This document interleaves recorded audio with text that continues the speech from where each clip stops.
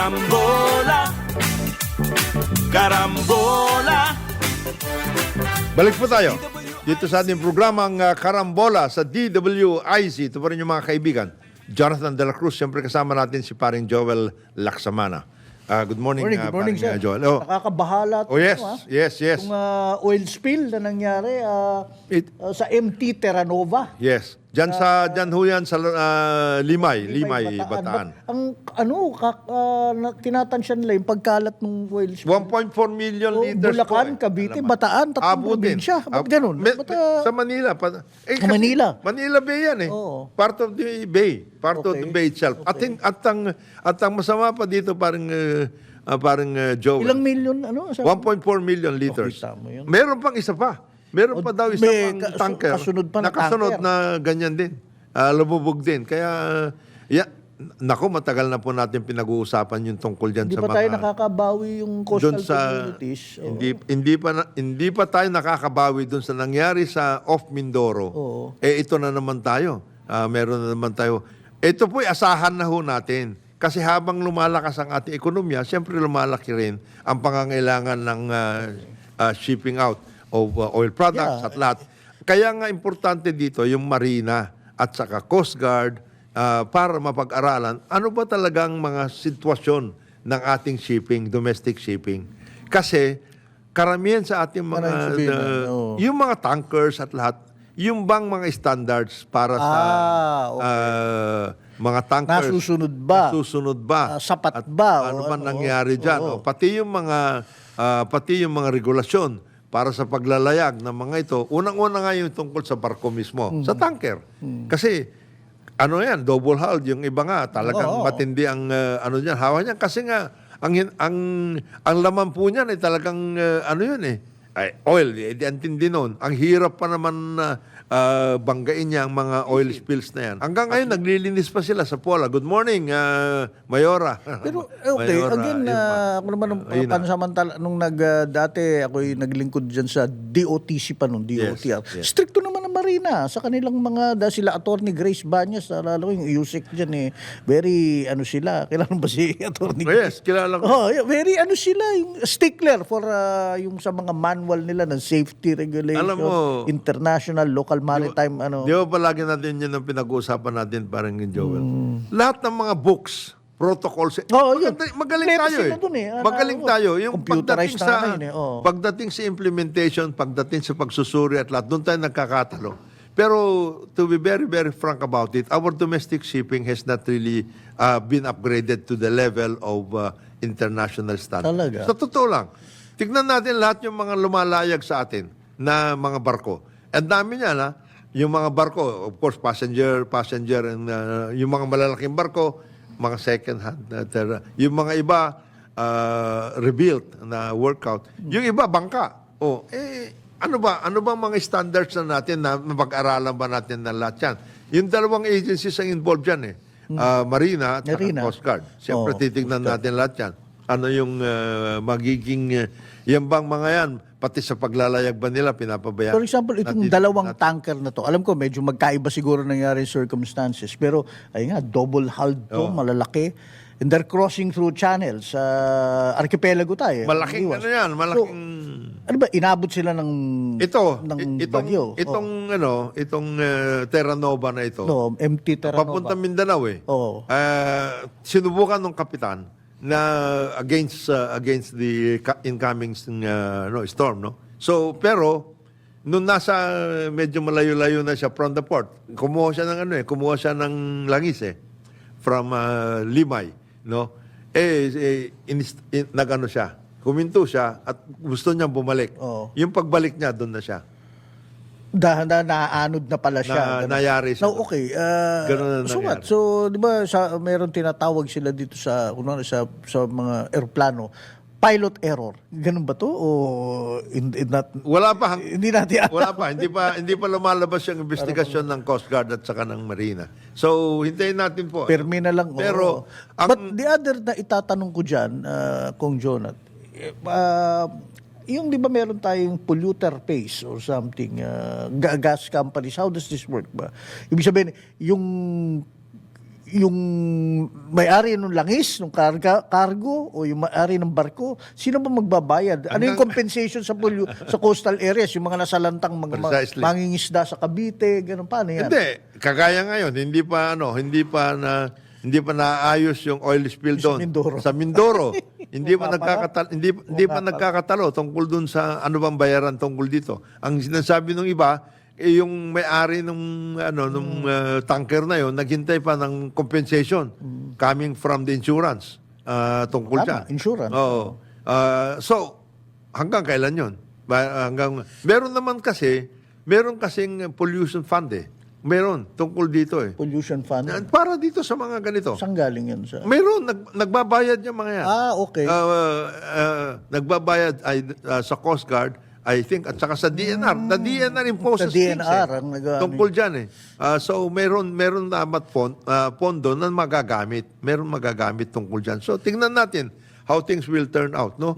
Pero in the meantime, paano po yung ating mitigation para pagdating dyan sa mga areas na yan?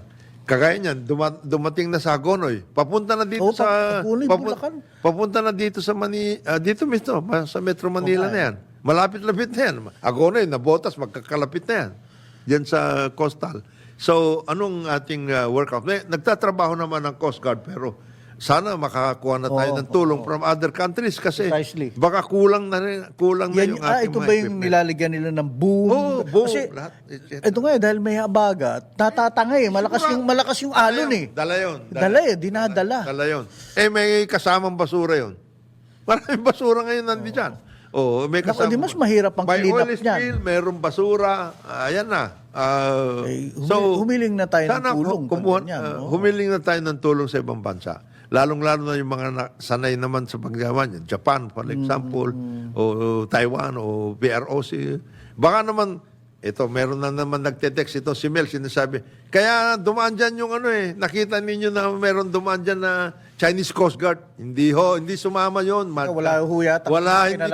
Hindi kasama tungkol sa oil spill yon. Ito naman si Melo. Hindi tayo. Ali-aligid daw yung mga Chinese ships. Hindi po kami, nakasombrero po ang ganito, hindi kami umaali-aligid doon. Captain America din po ako. Ayan, Hindi ho dumaan dyan. Meron kasing picture, meron lumabas viral na meron Chinese Coast Guard na parang dumaan daw dito. Hindi ho sila tumutulong tungkol dyan sa oil spill. Wala. Hindi at para bang ano ba tawag din, pininahan yung tanker, kaya tumaob. Hindi po. Hindi ho.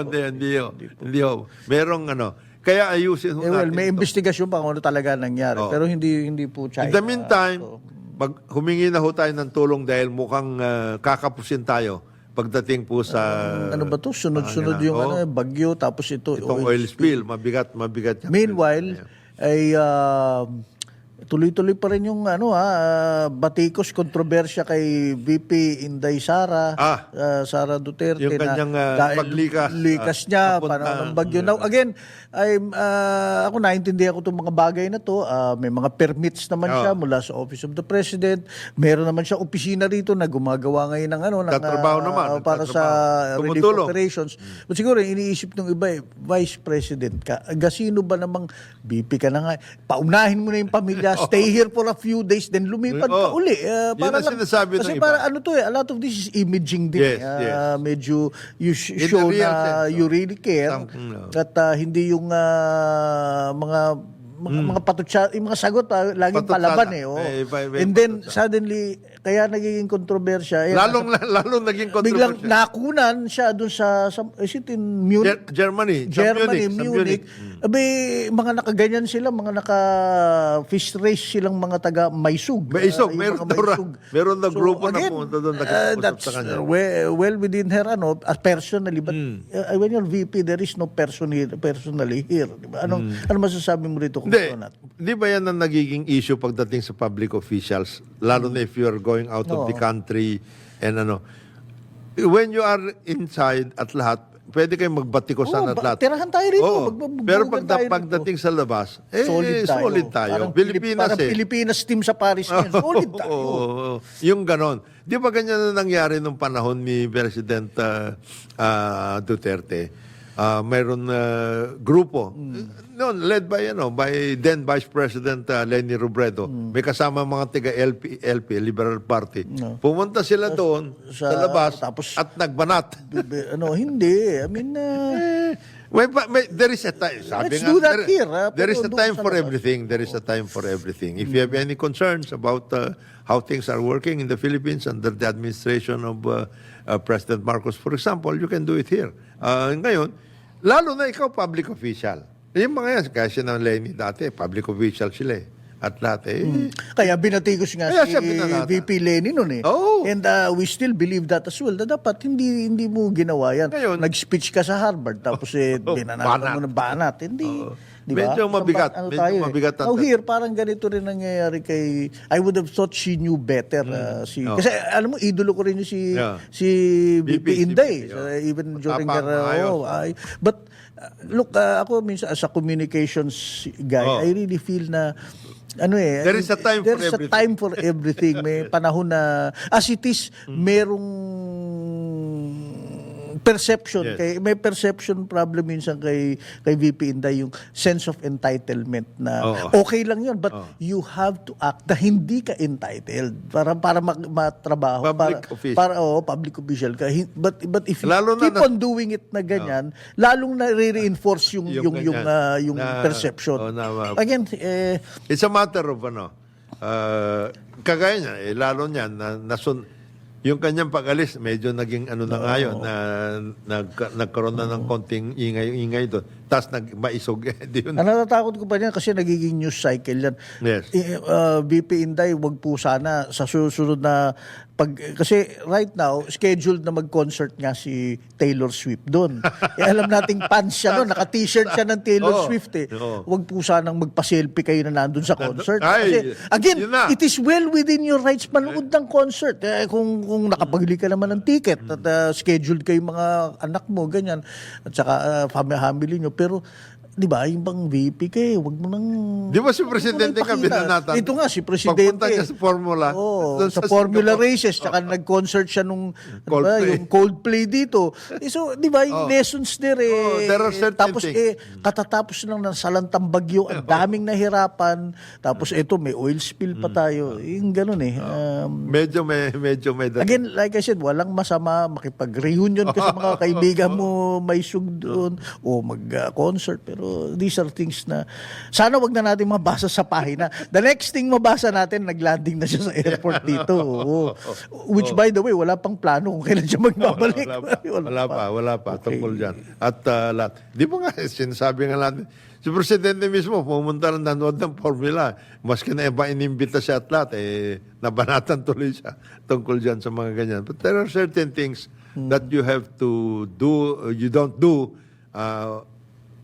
if you are a public official. May mga ganun. May mga, I hope yung staff ni BP can also work with her regarding these things para na medyo maayos-ayos naman ng konti. Pero in the meantime, parang Joel, tayo ba'y magpapasalamat o hindi magpapasalamat o talagang sasabihin na talaga naman dapat kayo nagbigay na. Ang Amerika daw po, papunta kasi dito si U.S. Defense Secretary Lloyd Austin at saka si U.S. Secretary of State Anthony Blinken. Papunta sila dito as part of their rounds to reassure everybody. I think naikot sila sa hindi lang sabi sa Southeast Asian countries. Asia. They are, and then they are going to the Middle East. Silang dalawa.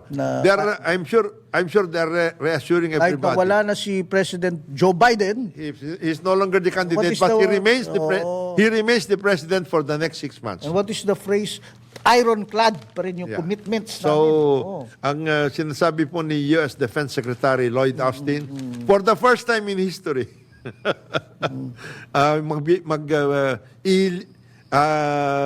papalawigin nila, lalakihan nila yung military aid to the Philippines from measly double digits dati to 3 digits na ngayon.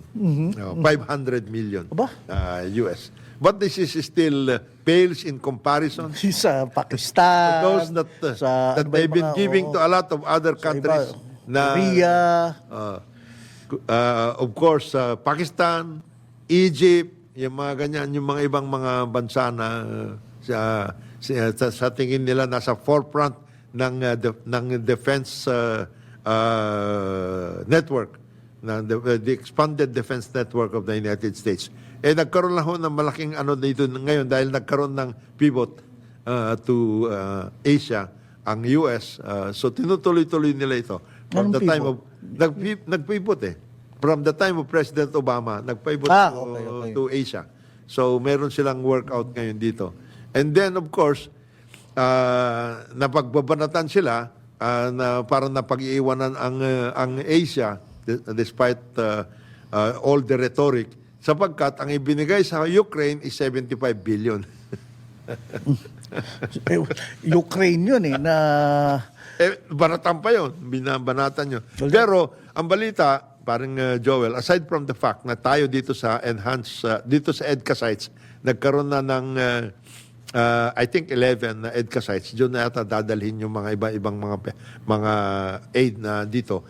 Magkakaroon din ng Unified Command, US Military Command, dyan sa Japan. Kasi dati-dati, ang US forces in Japan, they had to report to Hawaii, no? Ngayon, they have a separate command to be headed by a 3-star general in of course they will still be reporting to the Indo-Pacific Command based in Honolulu, but with a separate command structure now, more agile and also more preserved for the areas here. Kasi nagkaroon na nga, di ba, ng US, Philippines at saka Japan Defense Cooperation Agreement. Pumunta nga si Presidente BBM 3 months ago sa Amerika para mag-sign tungkol dyan. And of course, Japan is now ramping up its own defense capabilities. Kasi under the Constitution of Japan, as you know, dapat hindi sila nag-ano ng military. Malaki resistance dun sa Japan, no?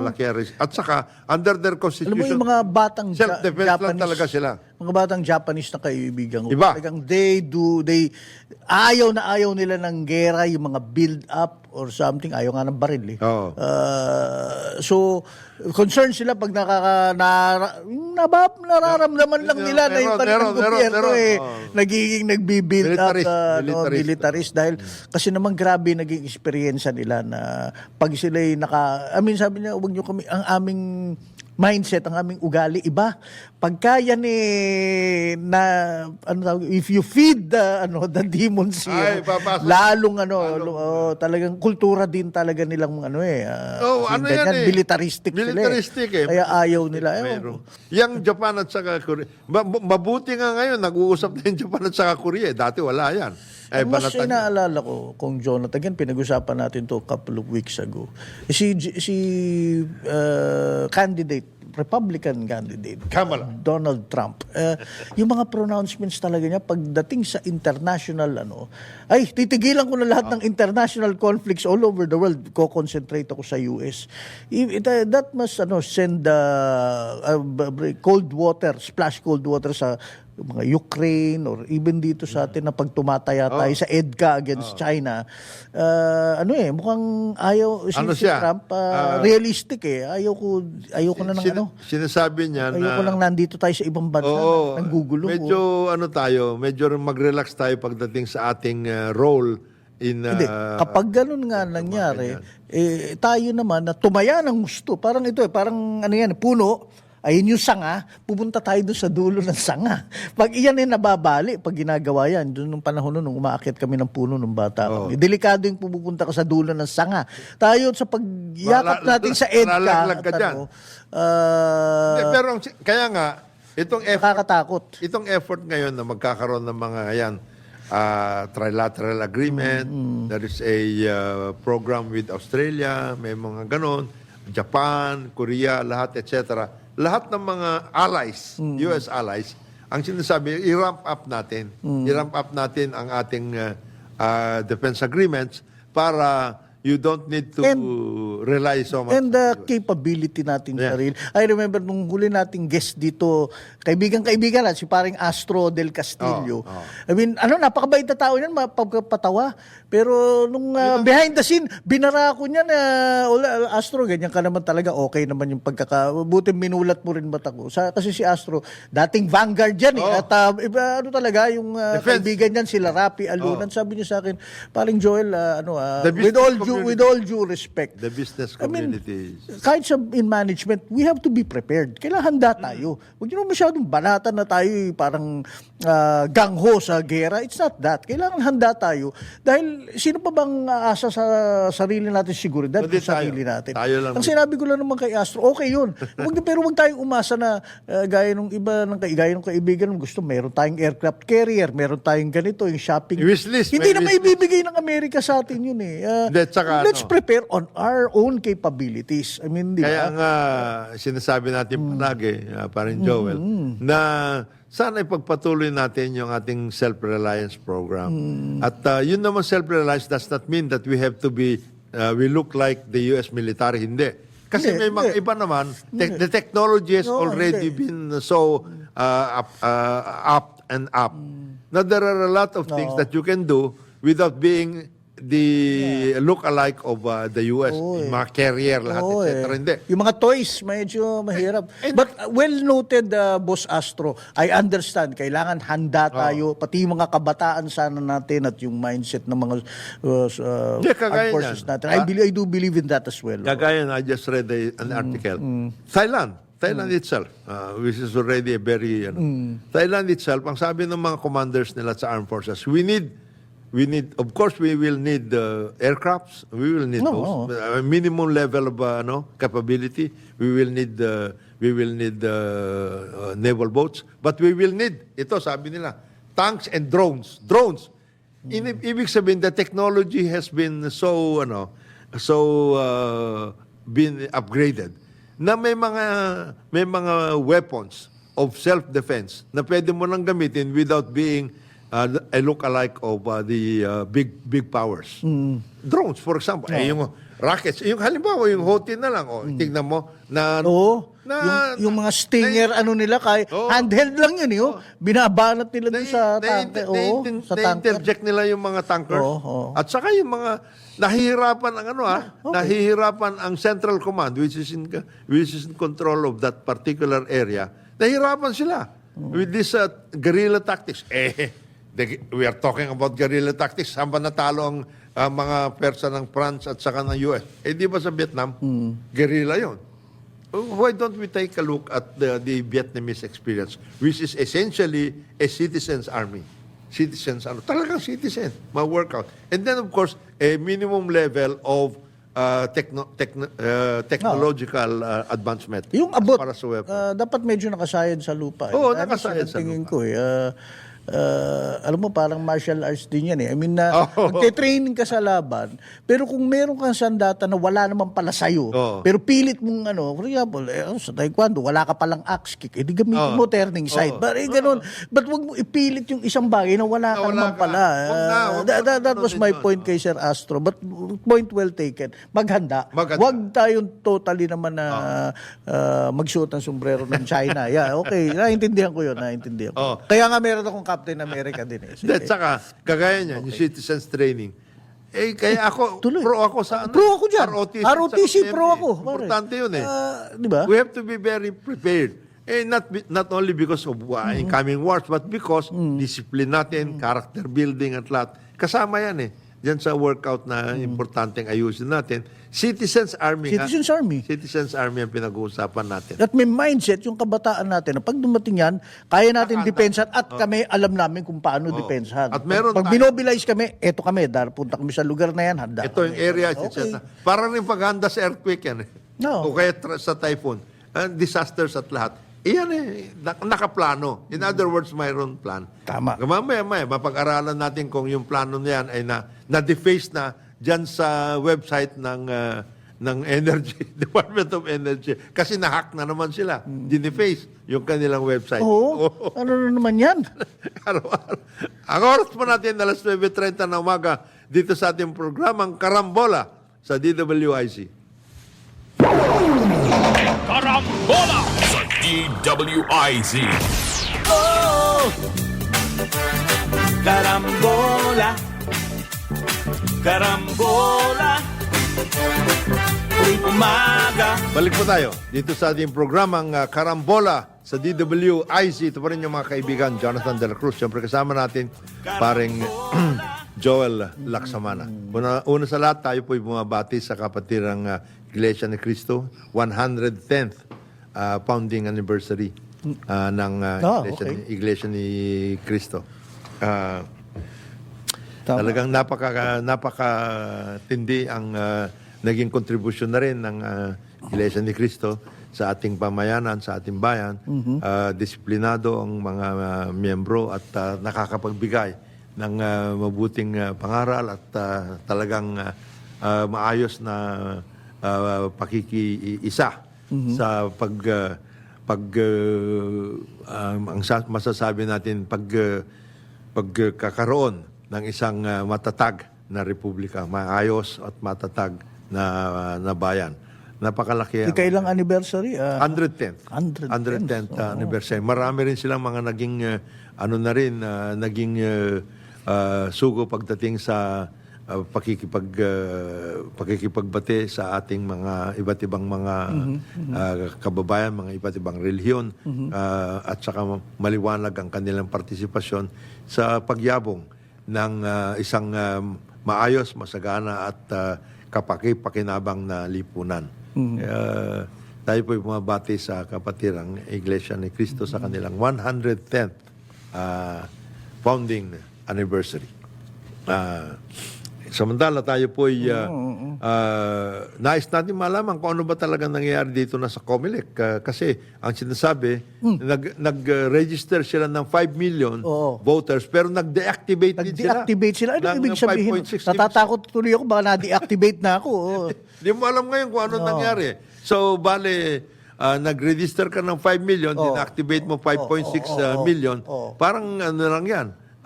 Halos pareho lang yan. So, we're talking about a registered voters of about 62 million pa rin.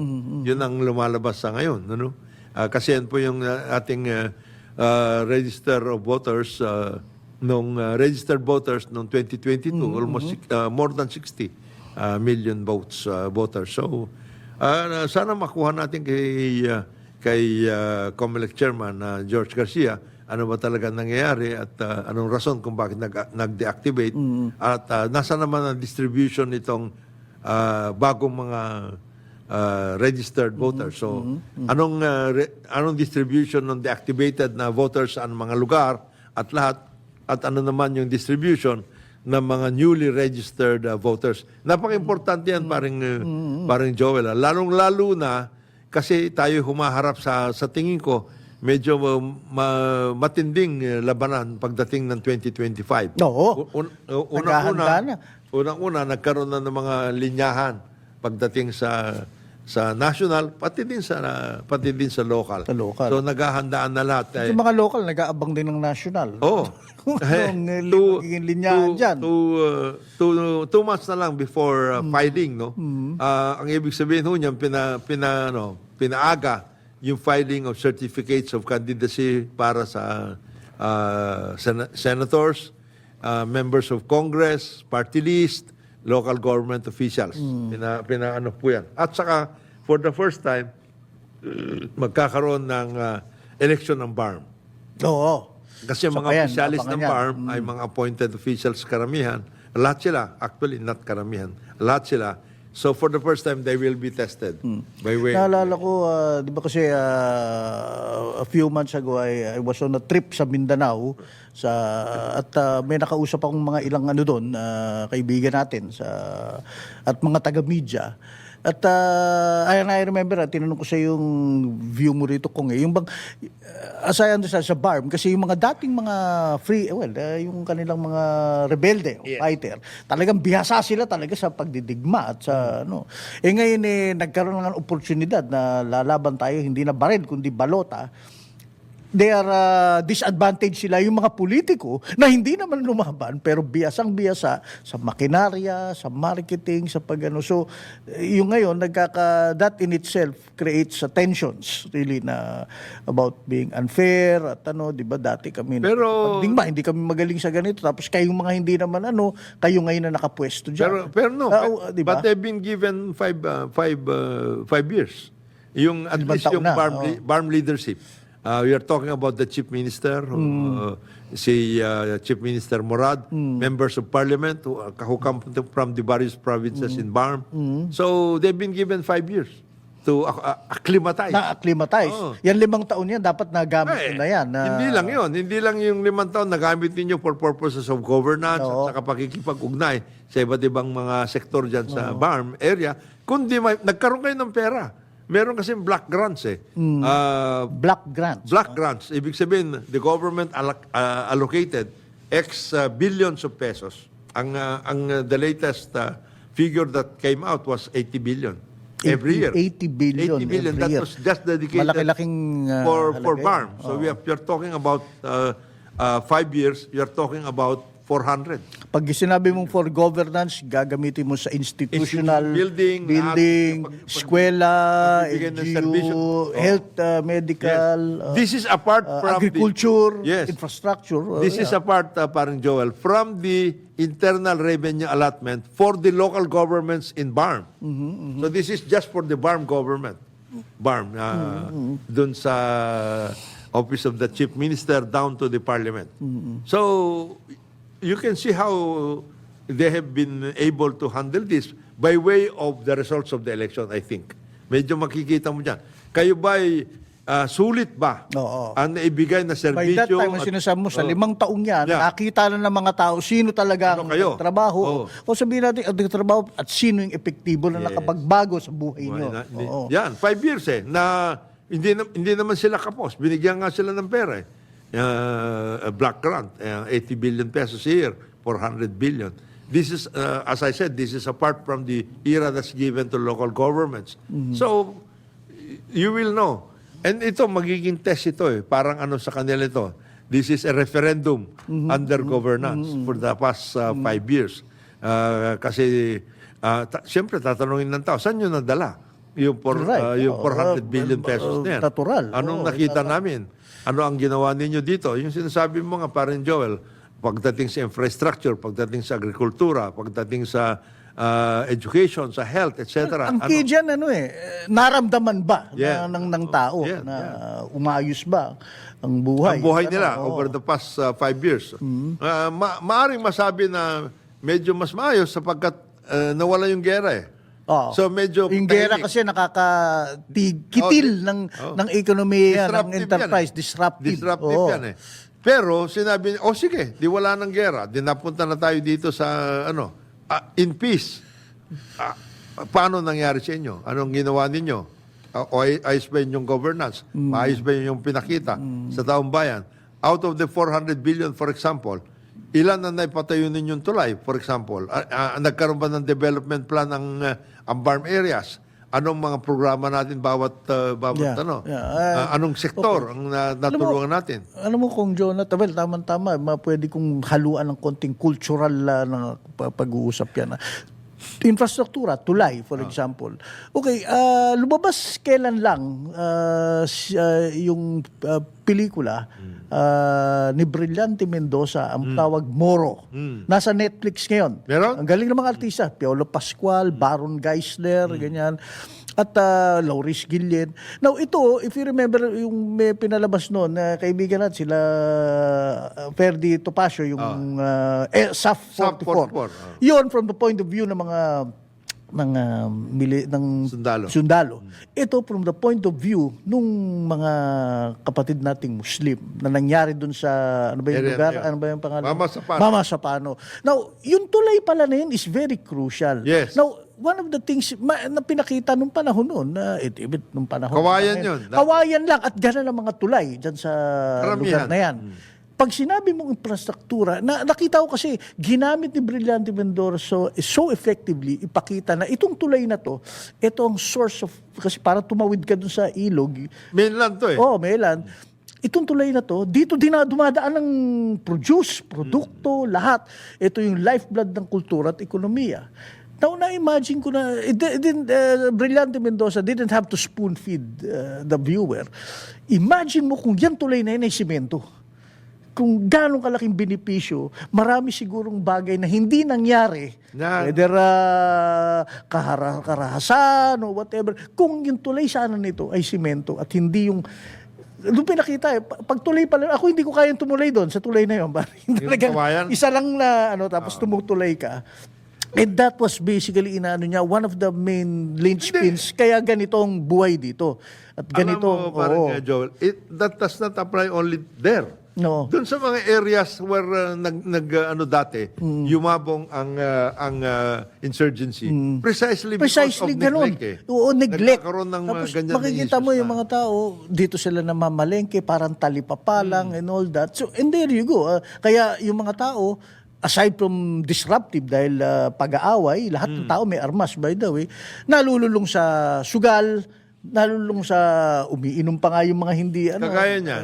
so And you're talking about a tulay over a river. tulay over a river lang. Ngayon, Oo. pumunta ka sa mga ibang mga remote areas. I should know this because isa sa mga kaibigan ko na mayor na meron siyang indigenous communities, no? Isa Capiz, Tatapas. He has about I think 15 or 18 barangays na mountain barangays. Oo, barangays. Sabi niya, alam mo, Kong, doon lang sa administrasyon natin na nagkaroon ng daan. Papunta doon sa mga yon. Isipin mo dati, kung sila ay mayroong mga halimbawa mga tinatanim doon, dadalhin nila sa palengke, maglalakad sila. Mga batang nag-aaral papunta sa eskwela, ganong kalayo yung nilalakad mo. 3 days, papunta sa bayan. Kung mayroong... wala nga eskwela doon eh. Yung iba, walang eskwela eh. Wala nga health center. Ang presence nila doon, sundalo. Okay, ang laban na. Ang government presence doon is sundalo. At checkpoints, by the way, checkpoints galore ang nandun. In other words, yan ang challenge natin, lalong-lalo na din sa mga areas yan, and lalong-lalo na sa farm. Sinabi mo sa akin 5 years. Dapat in 5 years kahit papano napalitan na yung mga ganung tulay, di ba? I'm sorry if I'm expecting too much. At saka yung mga connection. And you're talking about, yung particular river na yan is yung Mama Sapano River na yan is a tributary of the Rio Grande de Mindanao. Ang dami nun.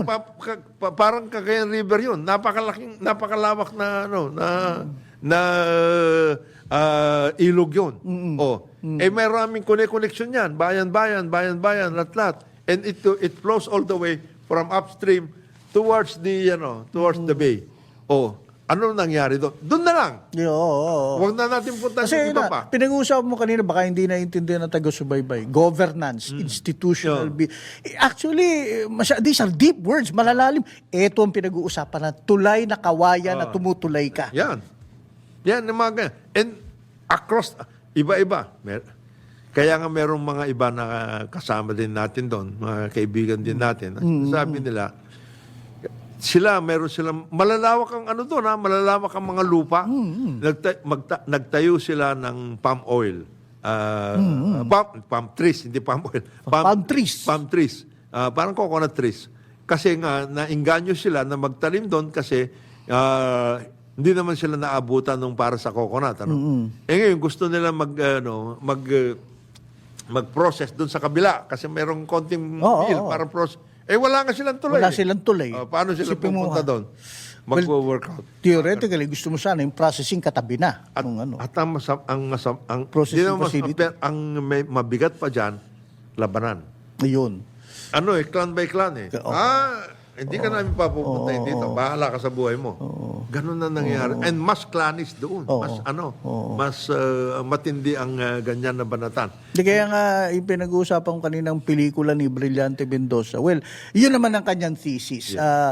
Actually, nag-away-away din sila, family, clans. Pero once at that time, merong, tawag dito, yung peace talks. Peace talks. At that time, may peace talks. Once na nung naramdaman na may pumasok, at madilim at gabi, Abay, yung Banatan lunch nyo. pala na yun, biglang Oo, magsasama-sama sila.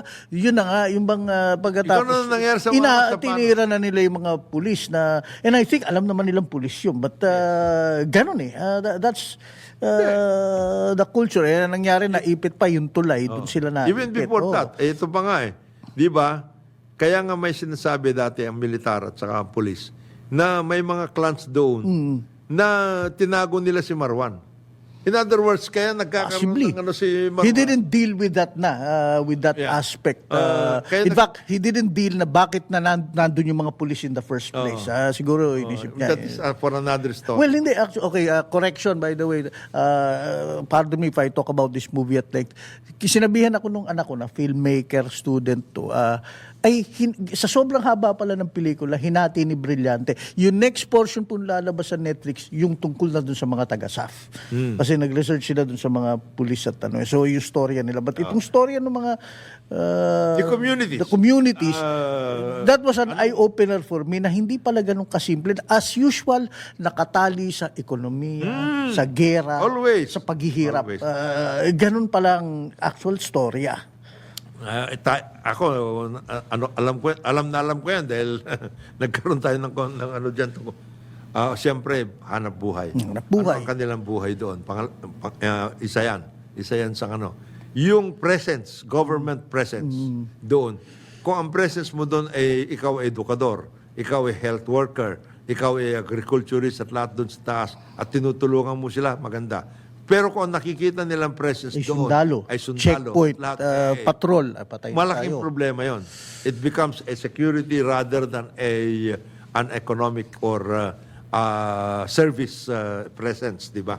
Kaya resentment, galit talaga.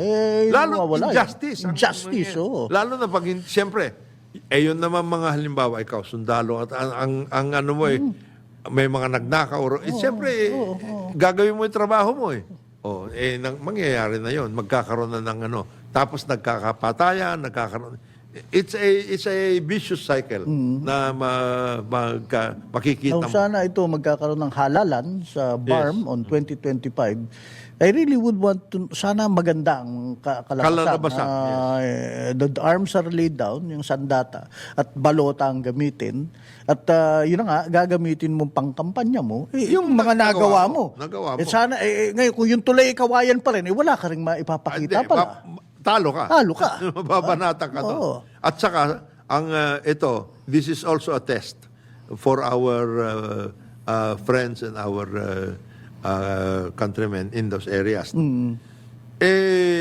Ipakita natin na kaya natin mabuo, na talagang we can commingle, we can really be part of a community na hindi tayo yung talagang palabas, hindi natin makakasama lahat. Kasi doon, Christian-Muslim communities yan eh.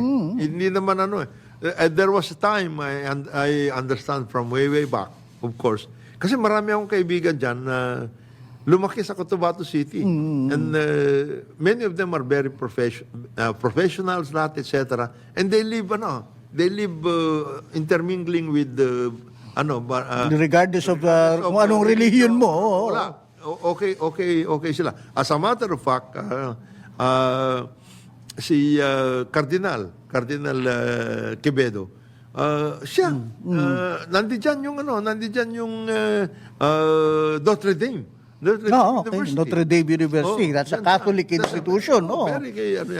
Very influential na sina Father June Mercado, yan, magagaling yung mga peace negotiators natin at peacemakers pagdating dyan. So, I hope this will be a continuing process. Of course, bago lang yan, 5 years may not be enough to show some kind of progress, etc. But this is a test for our friends in the BARM na may pakita that we can work it out. We need not take guns. We need not be always in battle gear or something. Let the battle gears be Americana na mga masisikip. Ayan, masisikip na Amerikana. Para ma-work out. At baka, maganda naman I understand, nagkaroon na rin ng, at the level of national government agencies and the BARM, nagkaroon na ng mga sa departments. I understand, for example, in the case of health, Secretary Herbosa and the Department of Health has been in constant interaction with their counterparts in the BARM. Ganon din sa Department of Education. Ganon din yung mga ibang mga departments na meron ng ano. So they have mirrored the various national government agencies and transformed them into regional government agencies. maganda And I yan, hope, ganon, oo. this will be the case in the coming months, in coming years. Oo. And I hope dito sa pagiging eleksyon dyan sa BARM ay hindi dadanak ang dugo. Ang problema kasi sa akin, nung huli ako nandun, ang puro kausap ko mga kapatid sa media. Alam mo naman yung angulo lagi ang hinahanap yung, alam mo naman minsan pag nagkakasama mga taga-media, ang pinag-uusapan hindi optimism kung hindi laging angulo kung istorya. So, I should have stayed longer para nakausap ko mga taga-komunidad talaga. I'm quite optimistic. Nakita ko. The records will show that over the past 5 years after the BARM Act was put into action, nabawasan yung encounters, nabawasan yung military action, etc. at lahat. And it's been quite peaceful. Ito kasi si paring Bermudez dyan sa Davao, sabi siya, alam mo, dumami SUV Which is totoo. Totoo, dumami Which is ng totoo. SUV. Ang sinasabi nga Ang gaganda ng mga sasakyan, ang daming dealership na ngayon dito. Hindi, ang sinasabi nga ng iba natin mga kababayan doon, ang nangyari dito, pag pumunta ka doon sa office ng BARM, sigurado dapat magdala ka ng meron ka dapat driver kasi ang hirap ng Ang parking. hirap ng parking. Kung ikaw mismo nagmamaneho. In the meantime, abay, tayo po wala na po tayong oras, inabot na po tayo ng oras na indulto, tayo po nagpapasalamat sa pakikinig at pag-antabay po ninyo dito sa ating programang Karambola sa DWIC. Sa ngalan po ng ating kasama, si paring Joel Lacsamana at si paring Conrad Manuel, ito po yung kaibigan Jonathan de la Cruz nagsasabing maraming salamat hanggang bukas po dito sa ating programang Karambola. Huwag nyo kayong alis sapagkat ito na po siya. Ayan na. Ito na.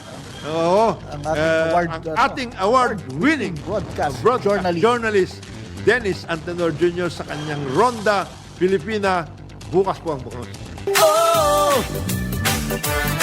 Karambola.